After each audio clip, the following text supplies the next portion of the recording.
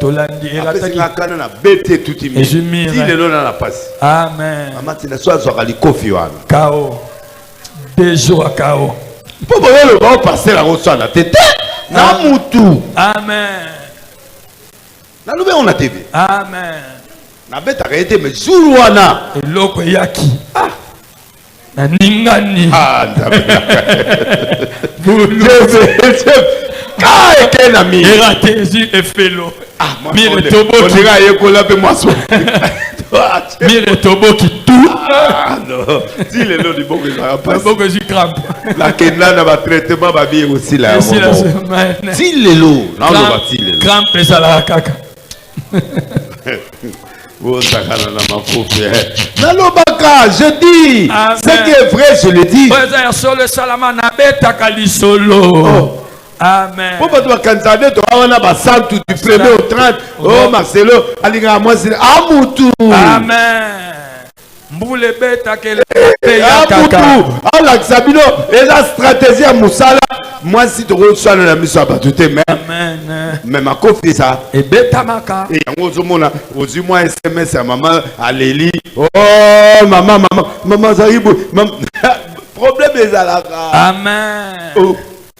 Amen. Kolanda bo santo e kolanda kamanga belete. Amen. Amen. Amen. Amen.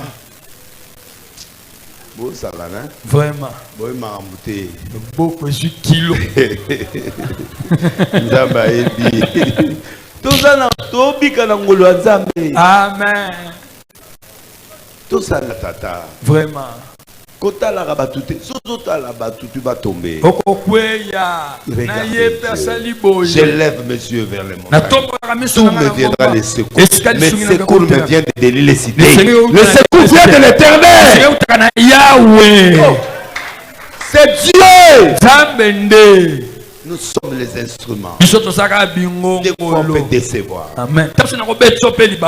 Mais ne t'occupe pas de ça. Parce que je suis un humain. Respecte-moi. Mais nous savons des faiblesses. Nous avons des faiblesses aussi.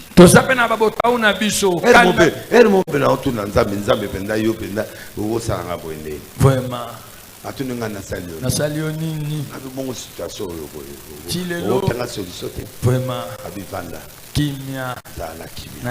Gardez le silence. Merci Seigneur. Nabimi na ya onate. Na sa bilobela ngae na zongi li tata boni. Nini likambo simba bibo. Oyo monite. Na moni. Kasi ozo dutembe. Zela. Il connaît quand est-ce qu'il va te donner. Ayebita onina ko pesa yo. Nzamba binote. Amen. Au semer le lot.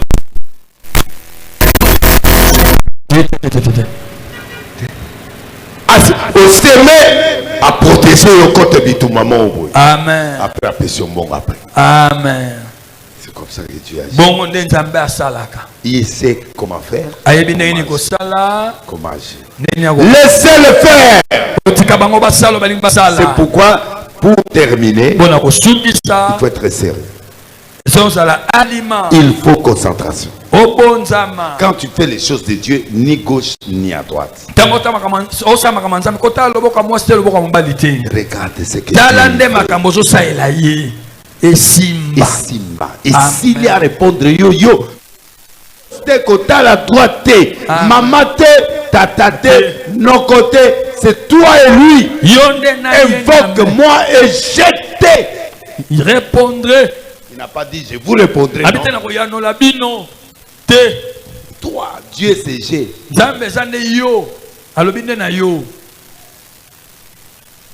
Désormais, n'utilise pas le nous. C'est toi. Tu vas te juger seul.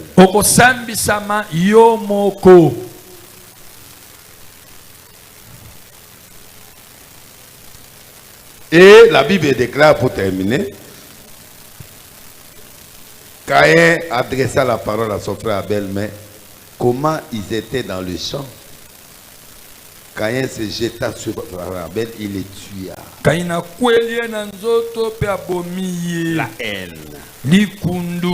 Ma haine est bota magana makama mikie. Ekolaka. Ekolaka. Et puis okweleli mutu na nzoto. Tu sais, la sorcellerie, c'est quelque chose qui naît. Il y a la sorcellerie innée, il y a la sorcellerie qui vient, et il y a des choses qui naissent. Si quelqu'un supporte la gloire de l'autre, c'est un homme de Dieu.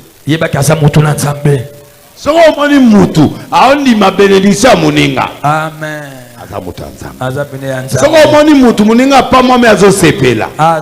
C'est un homme de Dieu. Non, c'est pas ça.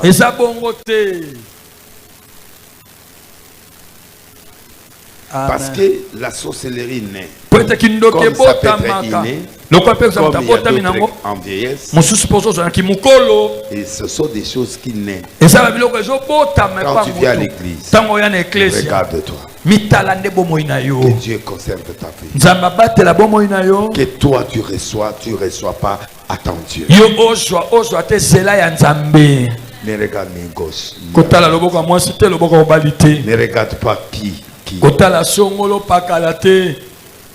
Sois concentré. Au nom de Jésus. Sois béni. Amen. Telema likolo betela skonzambe wana maboko makasi. Amen.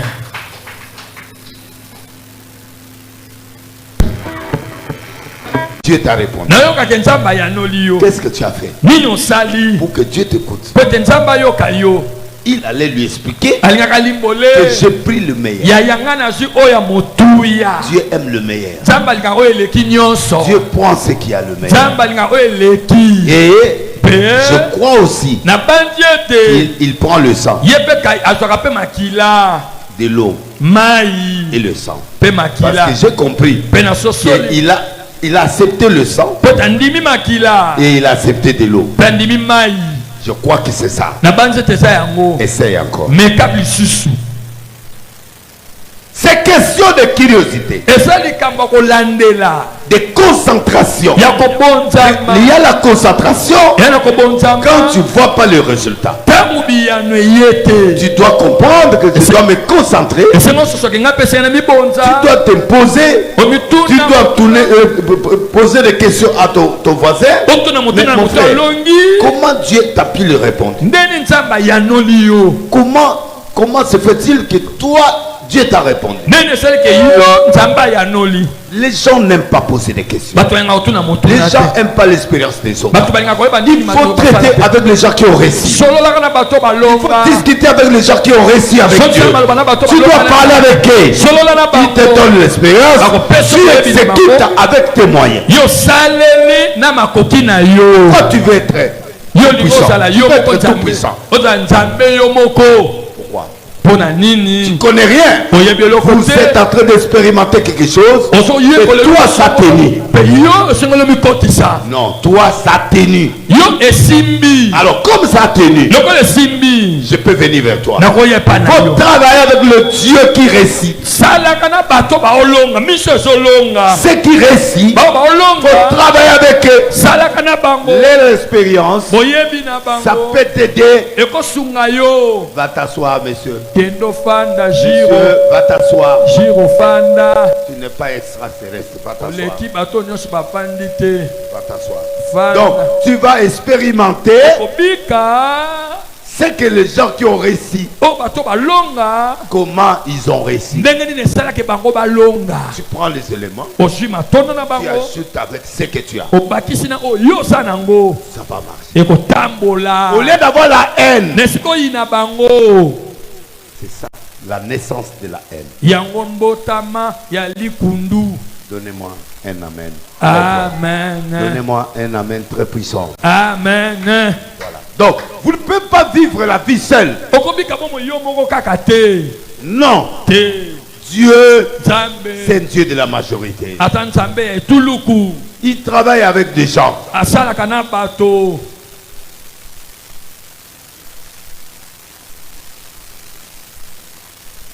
Amen. Amen. Est-ce que vous comprenez? Très bien. C'est très simple.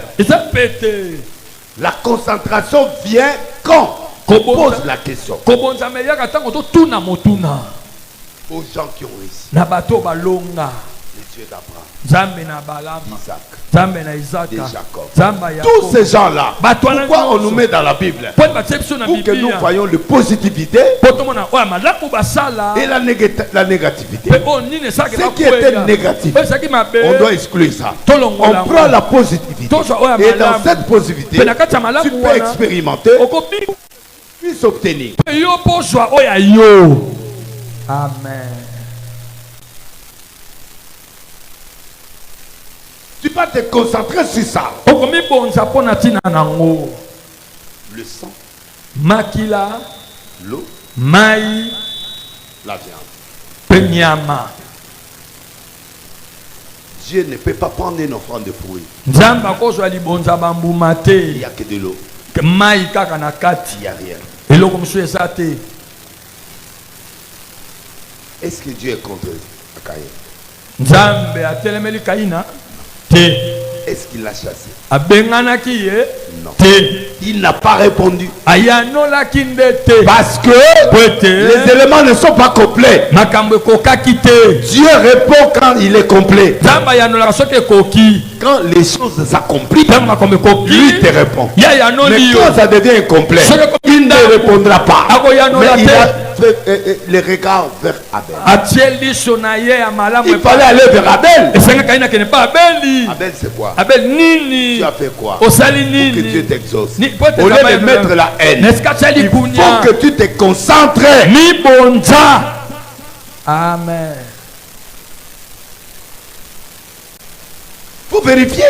Qu'est-ce qui ne va pas? Est-ce que des fruits? Les fruits, il n'y a que des fruits. Amen. Habiter yaya au moni place aux engrais moins locaux. Amen. Vous discutez, vous partagez, et ça te donnera l'idée d'avoir la réponse. C'est ça. C'est ça la profondeur. Dieu est profond. Il voit en profondeur. Il regarde en profondeur. Il résout en profondeur. C'est à toi d'être profond. Toi tu es léger. N'importe quoi. Tu ne peux pas prier comme ça. Quand tu pries, tu dois être sûr qu'il y aura le retour. Invoque-moi et je te répondrai. Et je te montrerai les choses cachées que toi tu ne connais pas. Moi je connais. Toi tu ne connais pas. Et en te montrant ces choses, tu comprendras à quel point j'ai aimé. Amen. Voilà. C'est ça la profondeur de Dieu. Et les gens sont trop superficiels dans les choses de Dieu. Il est profond, Dieu. C'est lui qui a fait. Regardez comment est la terre. Regardez comment. Tu comprendras le candé de Dieu. Regardez comment il vit. Regardez comment monte dans les avions. Tu comprendras la grandeur de Dieu. J'imaginais si aujourd'hui je dois aller aux États-Unis à pied. À l'avion on fait 24 heures ou 23 heures ou 18 heures, ça dépend. Mais quitter ici, traverser des mers, tu vas arriver où? Dis-moi, tu vas arriver quand? Pas bateau. Mon Dieu. Comment? Et il n'y a pas de bateau. Tu vas faire comment? Tu sais, Dieu est tellement grand que ceux qui doivent l'adorer doivent être très grands. Et si tu le pries, tu pries avec lui. Si tu n'es pas profond, tu seras léger. Pépélé le la papier. Amen.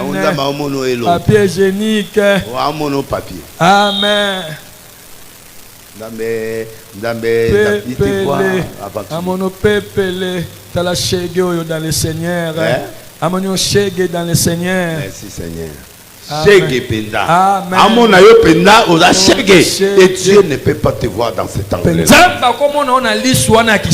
Celui qui va adorer doit adorer en esprit et en vérité.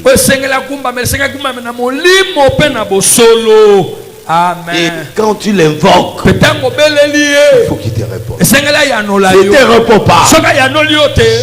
Tu dois être sérieux. Tu fais les choses sérieuses. On m'a dit, vendredi, il y avait les ténèbres. Où est le protocole d'ici là? Elle est où? Elle est où? Elle est où? Toi, tu te mets là, mets-toi. Tu es où? Sors de là où tu es.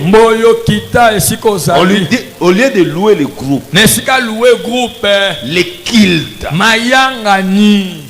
le Dieu d'Israël, le Dieu de Denilesi, le Dieu qui donne l'argent, le Dieu qui élève. Je vais te suspendre. Oh, papa n'a rien dit. Moi, pour l'œuvre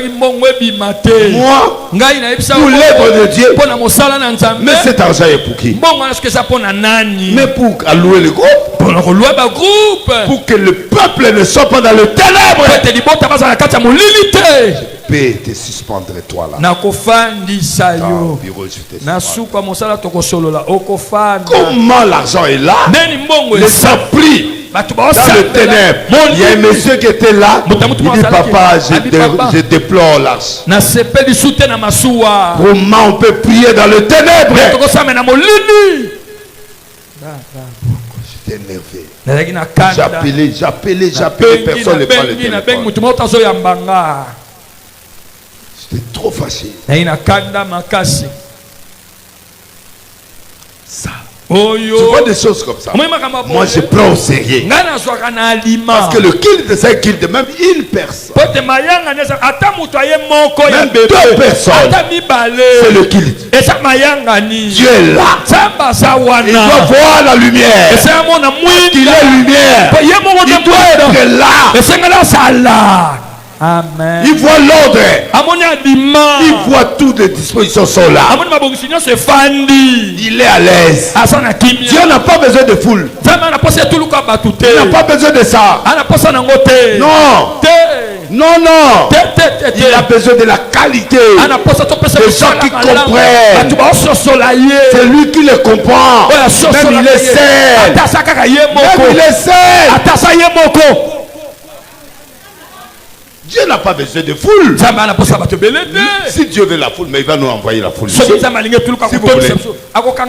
voulez que je fasse des miracles ici, vous voulez que je fasse des choses ici, vous voulez la foule, vous allez voir.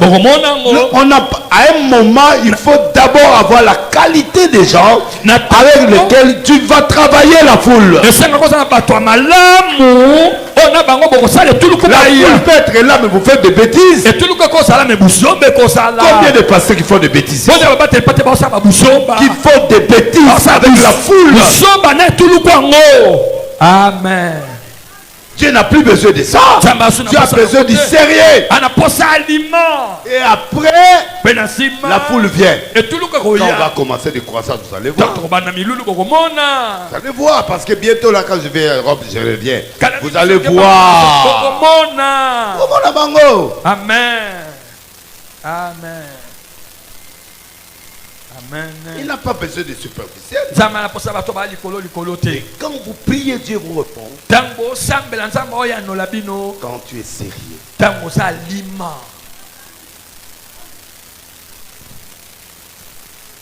aliment, sérieux, concentration, consécration.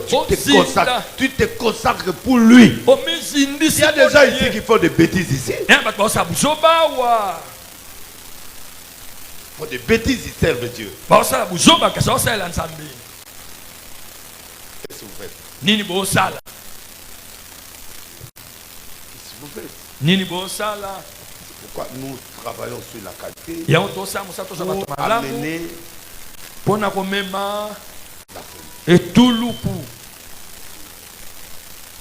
Et ça demande la concentration, Et la consécration, la vérification. Mais pourquoi Dieu ne m'a pas répondu? Je dois être profond moi. Et à ce moment-là, tu deviens grand. La crainte de Dieu, c'est les commencements. C'est pas la sagesse, c'est pas la condition de Dieu. La crainte, kobanga nzambe za commencement, ça dit un. Les gens croient, ouais, l'isumuté, oui. Un. Premier maternel. Au côté premier maternel, il y a Nzambe. Premier maternel.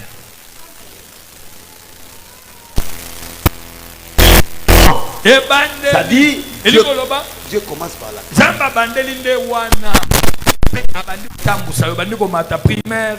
Les gens croient que le fait que de craindre de Dieu, tu as tout. Non! Non.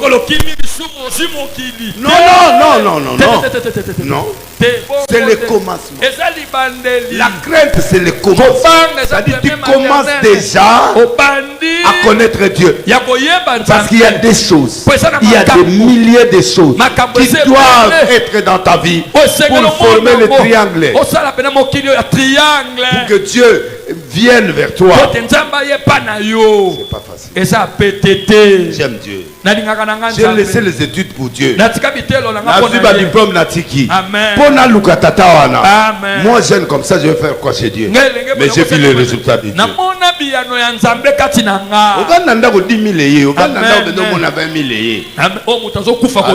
Allô?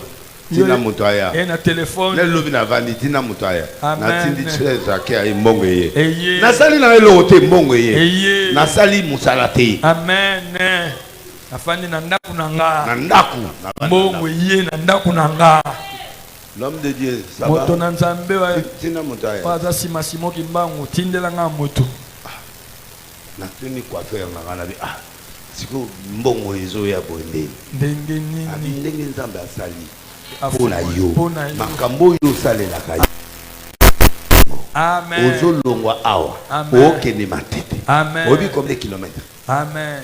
Carburant boni denile okepe otei. Amen. Okovanda na France, okovanda na États-Unis, obandi pe église plein. Amen. Mais yo ligika wana Kishasa. denile. Amen. Nzambe ya bomoi. Amen. Akufuta yo koleka mutaza na États-Unis.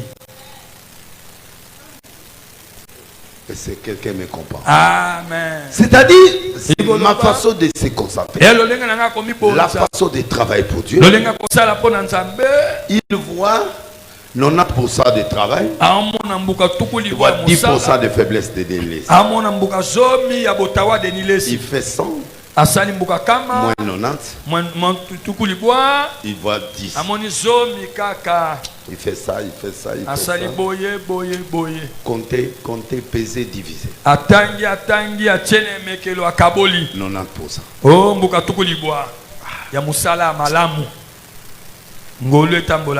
C'est comme ça le temps de grâce. Il faut que Dieu voie sa grandeur, s'accomplir. Il voit. Il dit oui, je ne suis pas 100% au commandant. J'ai des faiblesses, mais dans mes faiblesses, je pleure la nuit. Mon Dieu, aide-moi. Tu connais, tu m'as appelé, je fais les efforts, mais là ici je fais pas. Awa, et ce qu'on pas molangate, pona oyo, mawana yo, 90. Amen. 93. Moi 7%. Ah papa. Amen. Mawanayo. Nase ya makolo nanga. Amen. Ngolu dika na journée. Dieu. Zambe. Dika. 10 000 balles. Amen. Amen. Amen. Amen. Ochanga Yamabunza, il y a transport. Amen. Donc, Dieu te bénira.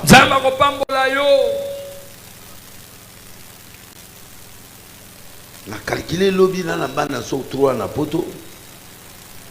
Bandaku, banani, na bana, na église, na bacha. Donc je fais des dépenses comme ça, 20 000 $ par mois. Na ça calcule 27. C'est qu'on avait. Oh, c'est qu'on on a ça. Wapi.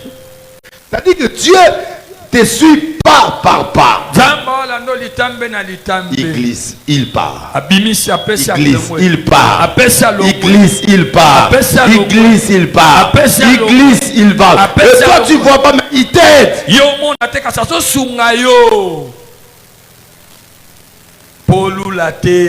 Merci. Amen. Zambé na bomo. Amen. Zambé ya solo. Amen. Zambé ya bilaka. Amen. Zambé akosa ate. Amen. Azan bomo. Amen. Il est avec toi. Asanayo. Il est avec toi. Asanayo. Concentre-toi. Mibonza. Ne cherche pas trop. Concentre-toi. Sois sérieux. Fais les choses de Dieu sérieux. Amen. Même Nazawa. Mukozi mo abenginga opasa tukuda ba 10 heures de kuta na ferme nanga. Na bi okuta na yo. Na oyate. Na okende église. Ce que l'église est si ngana kubenga yo. Amen. Mais tant que qu'il te nanu. Silité. Atoza président. Na koyate. Na oyate. Dimanche na kili. Vraiment. Dimanche. Vraiment. Na koyo c'est excellence. On se voit après qu'il.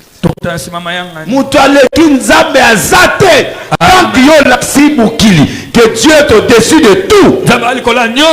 Dieu t'honorera.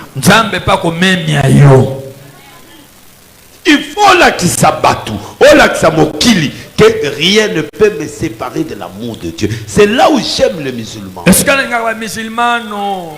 Le jour du culte et le juif, Shabbat. Je suis arrivé dans un magasin, je dois voyager dimanche. Un ami qui me vend des habits, tout ça. Je vais prendre 15 costumes.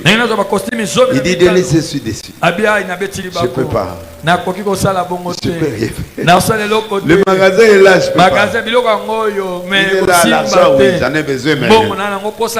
Je pleurais, il a refusé. Naza obligé de rater le voyage. Amen. Et n'a raté na lundi. Amen. Amen. Amen.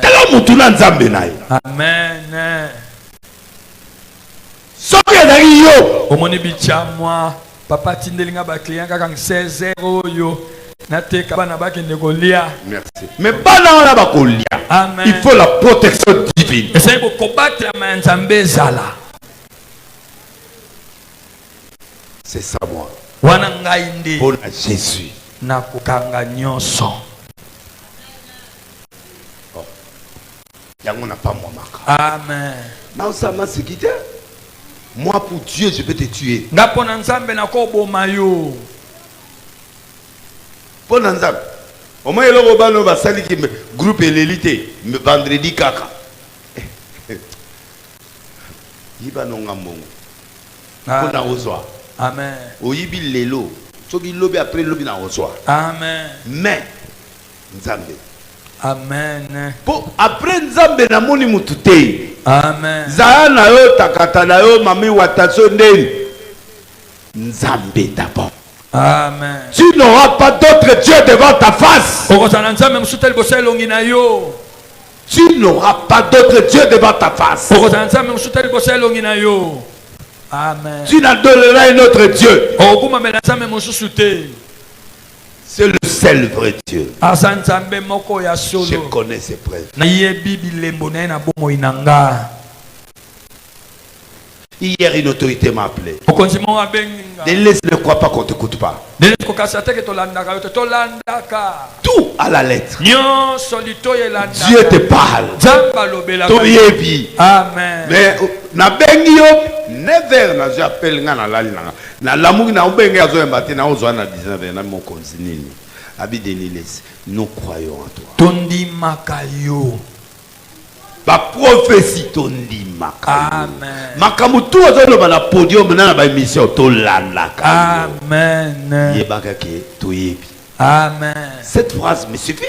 Lilobane kokinga et koki et le pour mutua na c'était donc malaboko elakisike yebda landi na comprendre pourquoi ba pesa nga mbongolobi. Amen.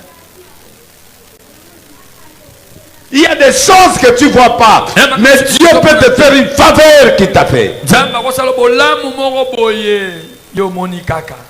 Amen. Et lui, il a écouté. Au moins 6 personnes qui m'ont appelé hier. On t'écoute. Coup de fil, amen. Je fais mon travail pour Dieu.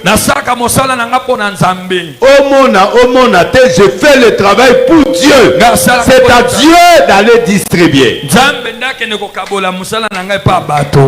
C'est Dieu qui. Voilà. C'est lui qui va. Il va, il dépose.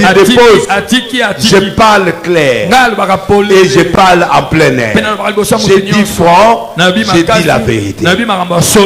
Dieu mon aloba na beta masina ngali kofi. Na loba te. Na émission Tolandi. Olande ote. Tolandi erataki. Apesi kana na bete tuti mi. Si lelo na passe. Amen. Amati na swa zokali kofi wana. Kao. Bejo akao. Po boyo ba passer la roswa na tete. Na mutu. Amen.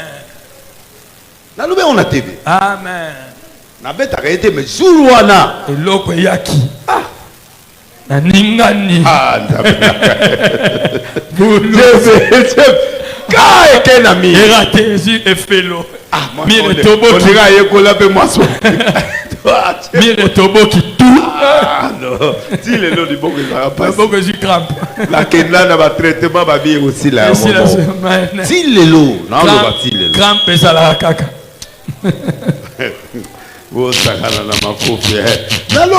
Je dis, ce qui est vrai, je le dis. Amen. Pourquoi tu vas candidater, tu vas avoir un centre du 1er au 30. Oh, Marcelo, Alinga, moi, c'est Amoutou. Amen. Mboule beta que le Amoutou. Ah, la Xabino, et la stratégie à Moussala. Moi, si tu reçois la mission à Batouté, mais ma copie ça. Et beta maka. Et on aux moi SMS à maman, à Léli. Oh, maman, Zaribou. Problème est là. Amen. Oh. Amen. Kolana bo santo e kolana kamanga belete. Amen. Amen. Amen. Amen. Bon ça va, hein? Vraiment. Bon mamouté. Beaucoup de kilos. Nzamba ebi. Tout ça na tobi kana ngolo nzambe. Amen. Tout ça na tata. Vraiment. Kota la rabatouté, sozota la batouté va tomber. Je lève mes yeux vers les montagnes. Tout me viendra les secours. Mes secours me viennent de les cités. Le secours vient de l'Éternel. Oh. C'est Dieu. Nous sommes les instruments. Des fois on peut décevoir. Amen. Mais ne t'occupe pas de ça. Parce que je suis un humain. Respecte-moi. Mais nous avons des faiblesses. Nous avons des faiblesses aussi. Vraiment.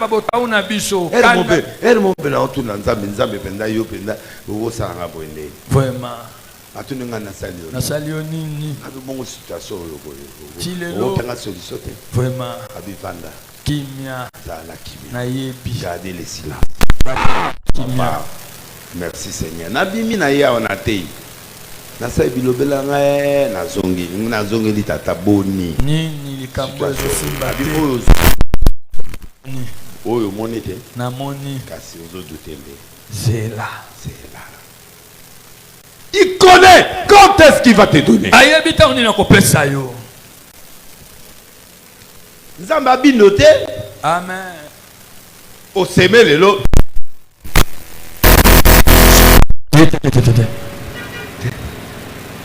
Au semer à protéger le côté de tout maman. Amen. Après la pression bon après. Amen.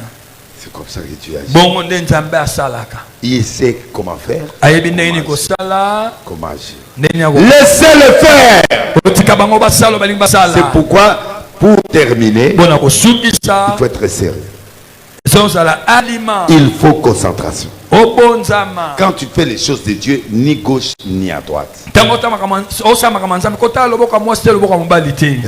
ce que Dieu fait. Et Simba. Et s'il y a à répondre, yo. C'est côté à la droite, maman te, tata te, nos côtés, c'est toi et lui. Invoque-moi et jette. Il répondrait. Il n'a pas dit je vous répondrai. Non. Toi, Dieu c'est G.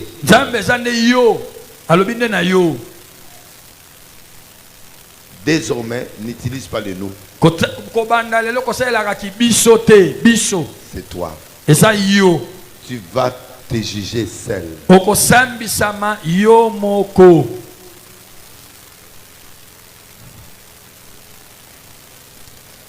Et la Bible déclare pour terminer, Caïn adressa la parole à son frère Abel, mais comment ils étaient dans le champ, Caïn se jeta sur Abel, il les tua. La haine. Ma haine est bota magana makama mikie. Ekolaka. Malembe. Ekolaka. Et puis okweleli mutu na nzoto. Tu sais la sorcellerie, c'est quelque chose qui naît. Il y a la sorcellerie innée, il y a la sorcellerie qui vient, et il y a des choses qui naissent. Si quelqu'un supporte la gloire de l'autre, c'est un homme de Dieu.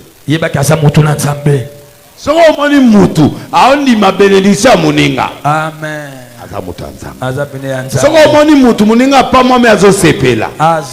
C'est un homme de Dieu.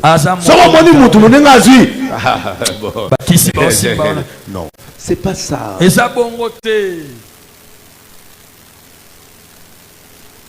Parce que la sorcellerie naît. Comme ça peut être inné, comme il y a d'autres en vieillesse.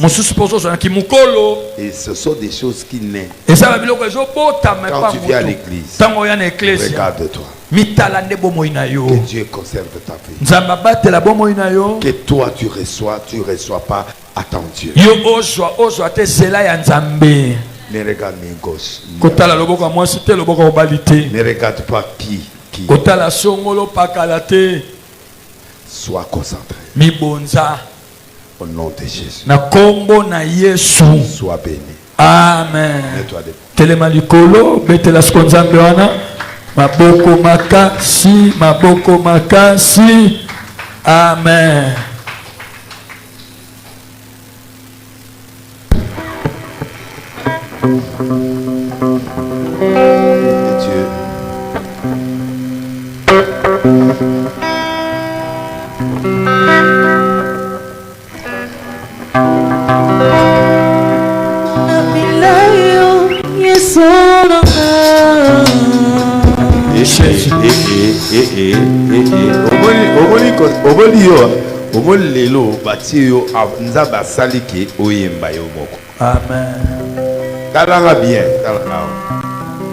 C'est le monde entier qui te suit.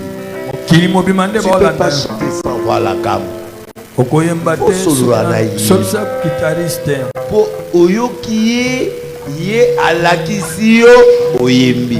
Pour la première fois oyemba. Ça m'a dit que le podium.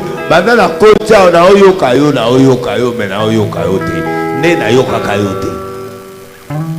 Tu n'es plus là. Oui, na kati yo. Pour na lingi yo reverser. Ya tiki yo yemba. Tata mukolo yo atiki yo yembo na regretter. Na kati na bibando fait sa prière. Na sungi yo. Amen. Donc yokai. Yemba si.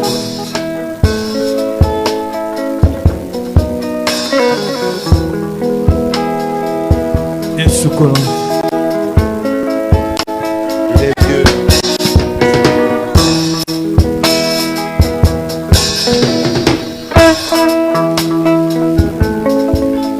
Nous élevons les mains vers le trône de Dieu. Tu vas dire à Dieu, Seigneur, pardonne. Parce que je t'ai pas compris. Tu es trop simple. Simple. Que je sois sérieux, concentré, tout ça. Que je vérifie.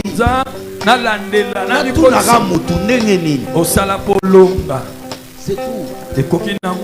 C'est l'humilité. Précède la gloire. Je dois demander à mon voisin, je dois demander à mon père, je dois. Qu'est-ce que tu as fait pour réussir? C'est une question. C'est le sérieux.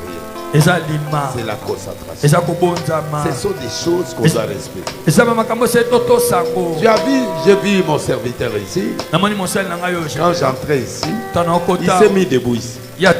Parce que je connais tous les serviteurs, ils ne se mettent pas ici.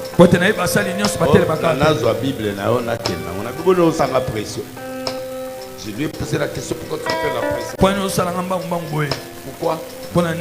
Bima. Longwa akete le makuna akiti na su message na prépare message dans la côté na zo message alors pour na zo message pour na za la terrain na ngeza libre na otala batu na otala na okoma j'écris ici na komela na prépare un message dans la côté odo komi na ndako eza ba besoin ya batu te.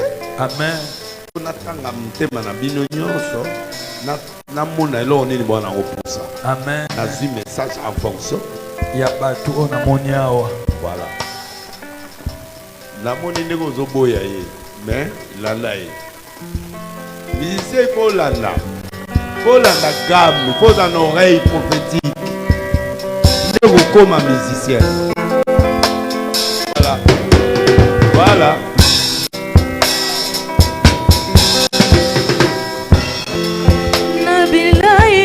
Voilà. Voilà.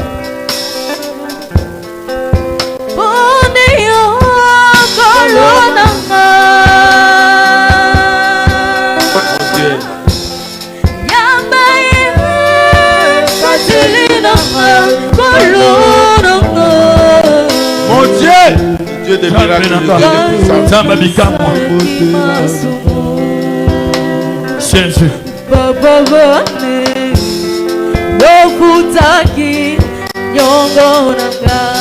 Le Dieu des miracles qui fait les choses et les choses s'accomplissent. Quand il dit les choses s'accomplissent. C'est cet homme-là que je te présente. Tu vas prier pour lui. Adonai, lui le vrai Dieu, qui donne la solution. La pété. Amen. Dieu n'est pas compliqué.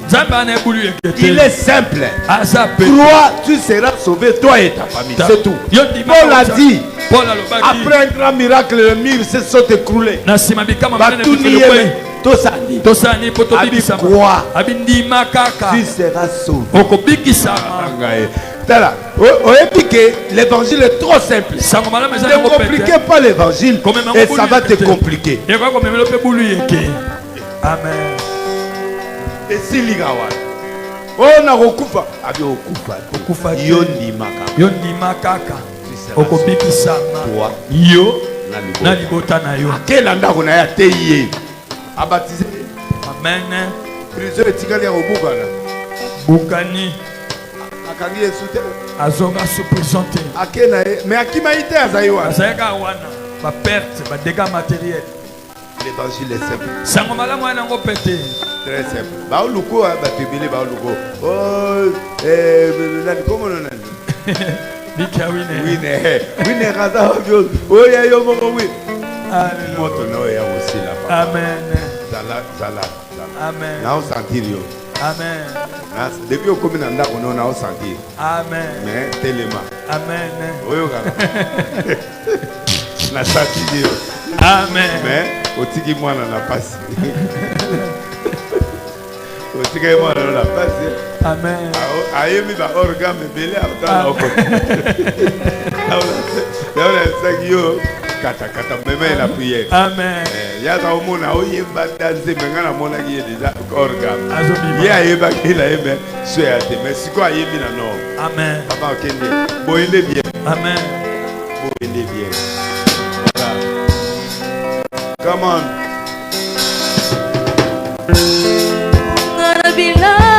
Wana yo ya bwana. Wana yo lingo yemba na se. Oko yemba na se te parce que bato ba yo keloko te. On a formé yo sous en plein air. Oui. Alléluia. Levez les mains. Levez les mains. Dis à ce Dieu-là que moi j'ai confiance. Il peut te répondre aujourd'hui. Je te dis, il va te répondre aujourd'hui. Ce que tu as besoin, il va te répondre aujourd'hui. Ne renvoie pas demain ce que tu peux te répondre. Il va te répondre aujourd'hui. Parle-lui ce que tu fais. Amen. Tu as écouté la parole. Dieu ne t'a pas répondu, c'est pas la fin du monde. Maintenant tu as écouté. Tu as concentré maintenant. Concentre-toi maintenant. Dis à Dieu, bénis-moi. Si tu me bénis, je vais bénir ton église. Si tu me bénis, je bénis ton pasteur. Si tu me bénis, je vais faire ça. Commencez à prier avec exactitude. Allez, priez maintenant. Commencez à prier. Nakopambola l'église na yo. Talisa ke papa libala kopesanga. Ekosala pona intérêt église na yo. Merci. Talisa yango sikoyo. Oui. Tokolanga bokonzi. Il faut que Dieu soit l'intérêt. Et c'est nzamba mona litomba na ye. Dans ce qu'il va te répondre. Na biloko ya kopesa yo. Il doit voir son importance. Amona tina nena kasa mbongo wana. Seigneur. Papa. La yokoluka yo. Okonzi. Soko tombolinga. Nakobosa na yo te. Nakotika mosala na yo te. Nakopesa mbongo na nakopesa basali na yo. Amen. Nakosena l'église na yo. Mokonzi. Pesaka mbongo. Mbongo. Bolanga. Nakosala mosala na yo. Nakosunga eklezia na yo. Nakosunga baorphelin. Papa. Na kombo na Yesu Masiya. Na kombo na Yesu Masiya. Na kombo na Yesu Masiya. Kombo na Yesu Masiya. Jésus.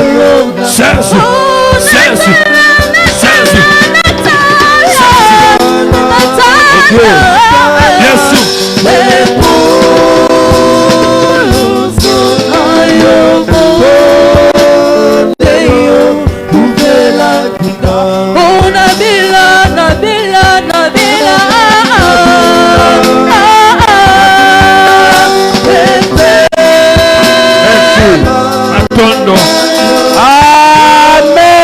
Amen. Dieu n'a pas de timing. Mais il t'a béni. Amen. Il t'a béni. Amen. Il t'a répondu. Amen. Au nom de Jésus, je confirme le miracle de Dieu dans ta vie. Amen. Parce que lui n'a pas de timing. Il va te répondre. Ce que tu as demandé, il va te répondre. Au nom de Jésus, c'est des cris de joie acclamés. Mololo. Mets-toi. Fanda. Nous allons s'aimer pour Dieu. Il est Dieu.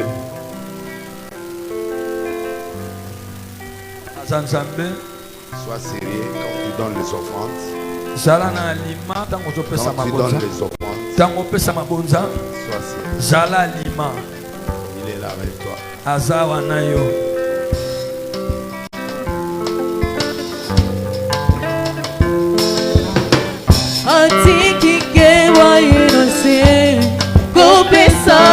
bongo amatine kulusu afuti nyongo nanga akiti